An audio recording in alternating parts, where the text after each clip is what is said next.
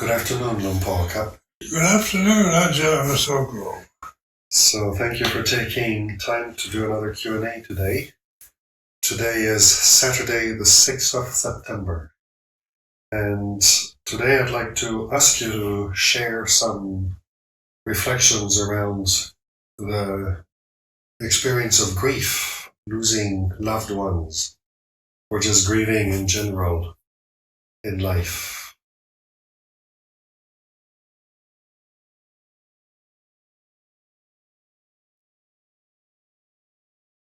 Well, grief is a part of life itself. The human existence in forms that are mortal and limited, that have a lifespan, that change according to age, get sick and die, then these are all the conditions for feeling a sense of loss. When you take life personally, then of course some loved one passes and if you can't reflect on it with wisdom, then you just get caught in the feeling of grief or sadness or negative emotions that can last you many years. Because we cling to it, we make it into a very personal experience. And in all cultures, there's a sense of grief in, the wailing walls and the crying and in England, we try to control our emotions more, but you go to the Middle East and they have special walls in Jerusalem for people to cry and wail, because basically life in this very limited form that we cling to and identify with is about suffering. It's the reality of suffering. It's not ever going to be a real happy forever after experience. And so many people spend their lives trying to avoid grief and suffering and seeking happiness and pleasure, because we get a certain amount of happiness through our senses when we see what pleases us or think happy thoughts, smell fragrant perfumes, and hear beautiful music. We feel pleasure and a certain kind of happiness that comes from pleasure. But then very quickly that can turn into suffering, like displeasure. Grief to me is a natural emotion. We don't choose it. We are choosing to grieve when our parents pass away or our teachers. It's just a natural human expression of sadness and loss. And we can see it in a personal way, like I shouldn't cry or shouldn't grieve, but that is another opinion we form about, we must have a stiff upper lip and get on with life, and all these kind of truisms can come to us through others or through our own minds. But we're all going to die anyway is true, but it's not very comforting when you're feeling grief at loss. So what I recommend is really being the witness to grief. It is like this. Just get a feeling for the sadness. A sense of loss is like this. And you kind of watch the mood, the state of mind that's sad, and don't try to do anything with it. Just let it arise and cease according to conditions. Then we learn from grief. We become strong. It doesn't mean we never grieve.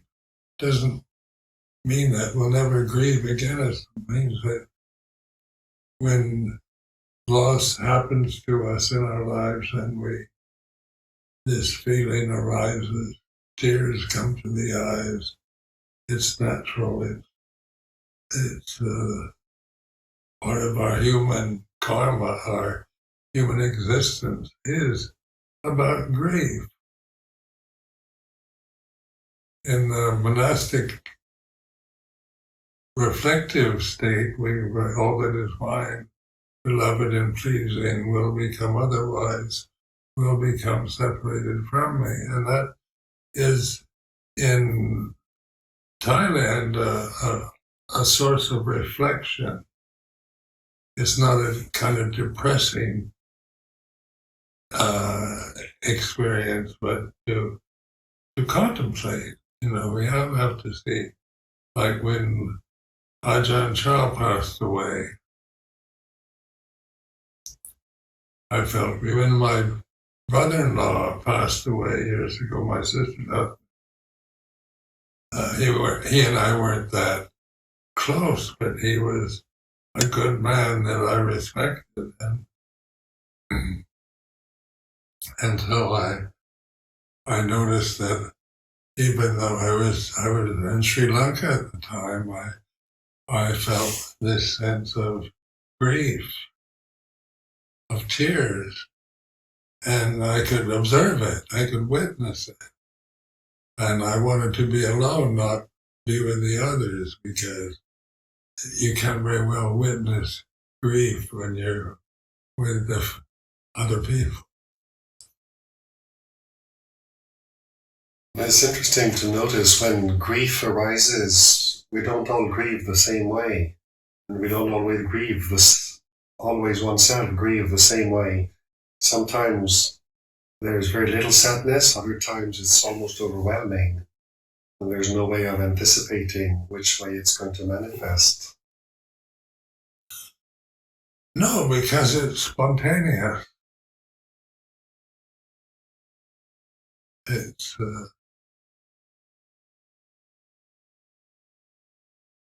It's not a contrived emotion.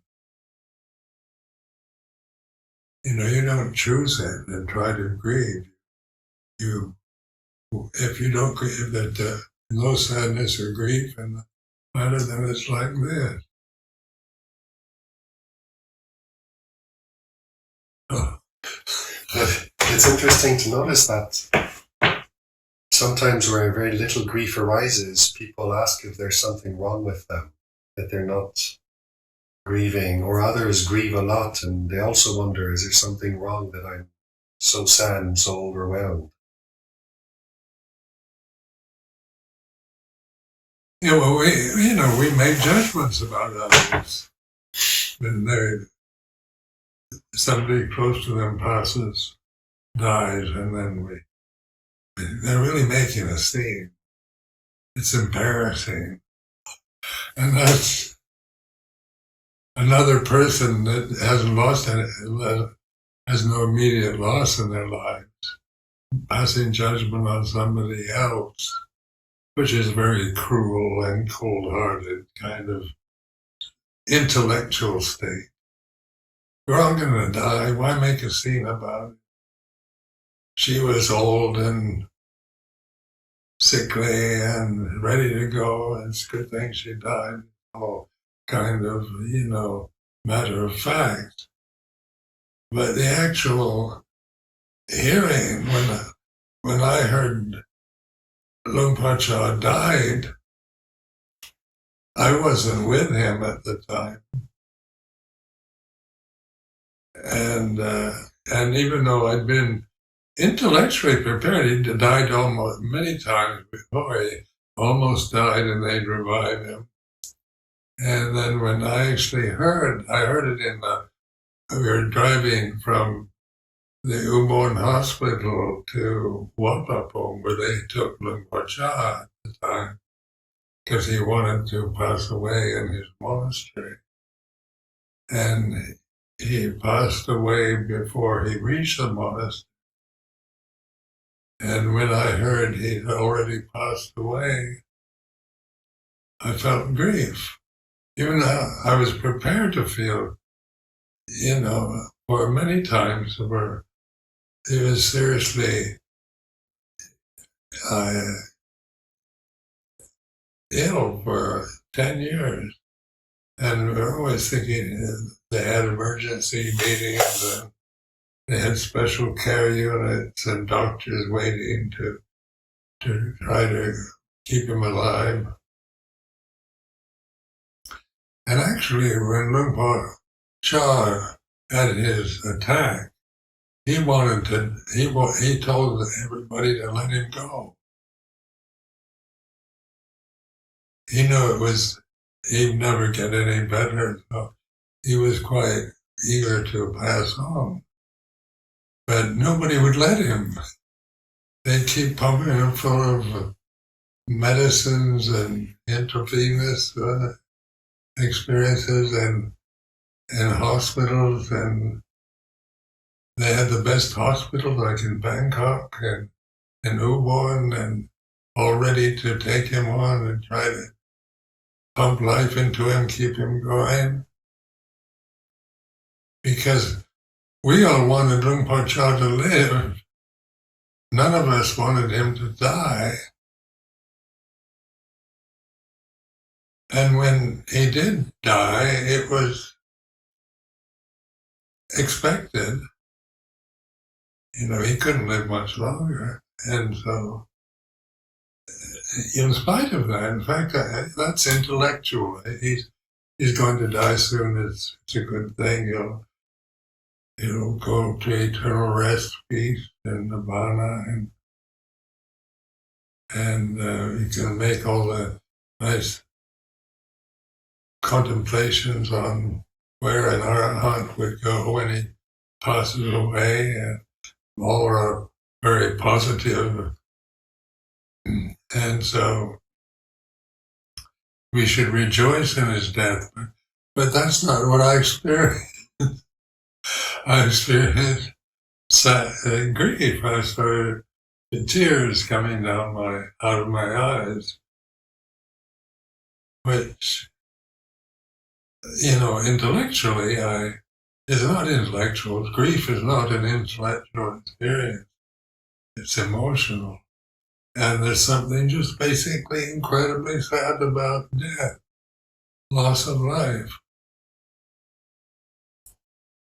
And in the morning, I listened to the BBC World Service, and they always reporting on how many deaths in Gaza, how many deaths in Sudan, and in Ukraine, and Russia, and other places, and all like 23,000 people have been killed in Palestine, and I mean, that's a statistic. You don't feel grief at that.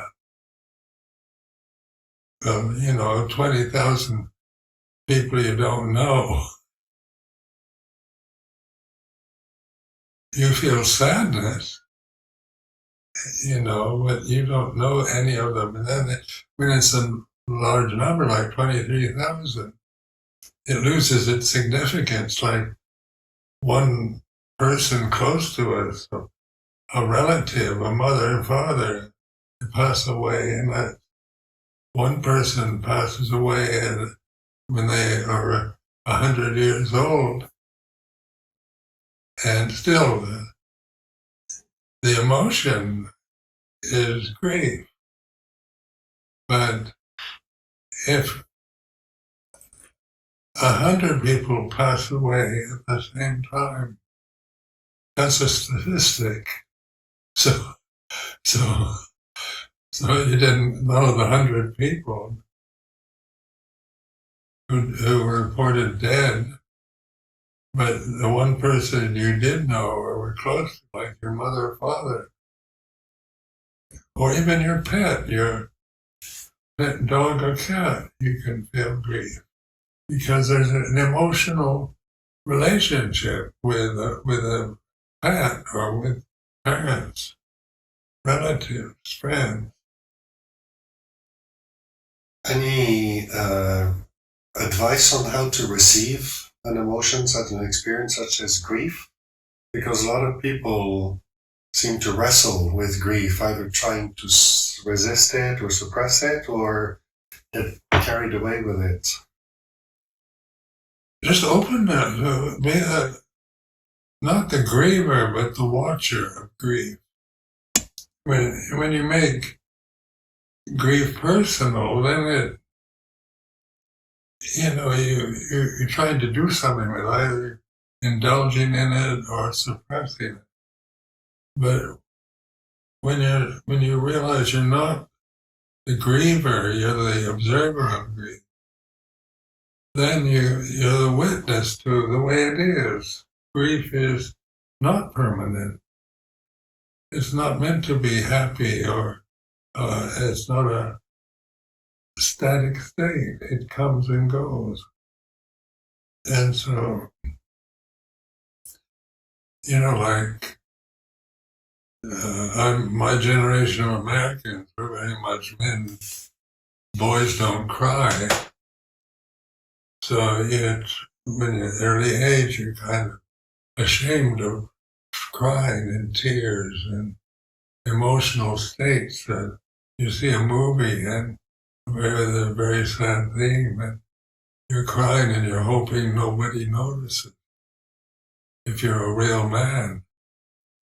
But even when you're watching a movie, you get personally involved. You're emotionally wound up in the film, and even though it's on the screen far away from you, it's still when the heroine or the hero get killed, or your favorite horse dies, or you feel like this, because you're observing it with your eyes, and that's when you get very much attached to the horse that died is even on a screen, you're gonna feel grief.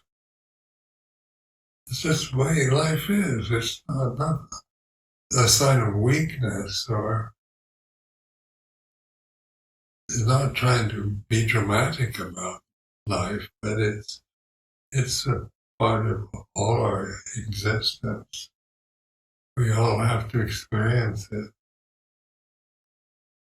Recently, you and I were at the Chapel of Rest here, and we were talking with a relative of the deceased, and you were mentioning that little verse that we chant, Anicca Vata Sankara, and the reflection around that. Yeah, in Thailand, that's the custom chant, 2-line chant. Somebody invites you to their home because somebody died there, and the monks go. Usually, it's 4 monks, isn't it? 4, according to Thai custom, culture, and you chant, all conditions are impermanent. And in their passing is peace. So then when you realize death is peace, for the person who died, then that helps to accept life as you experience it. That death is not some horrific event or something bad or unwanted. Where living in a conscious human form is all about suffering and art warfare, jealousy and fear, and getting old and getting weak and getting cancer. And I mean, there's so much to fear and imagine for the future. You know, what will happen to me when I'm old and gray? You know what? Will you still feed me? Will you still need me when I'm 64? You know, it's just part of the, you know, when you're young, you you don't really think about getting old till you get in your 50s. And you have this idea that old people are, you know, people ignore old people generally because they aren't cute, they aren't precious. Where, you know, you look at a newborn baby and think, oh, isn't it sweet? It's so nice, so beautiful. Babies are lovely, and because babies are beautiful. When you're 91 years old, you're no longer beautiful. You look like this. And people really don't want to look at it.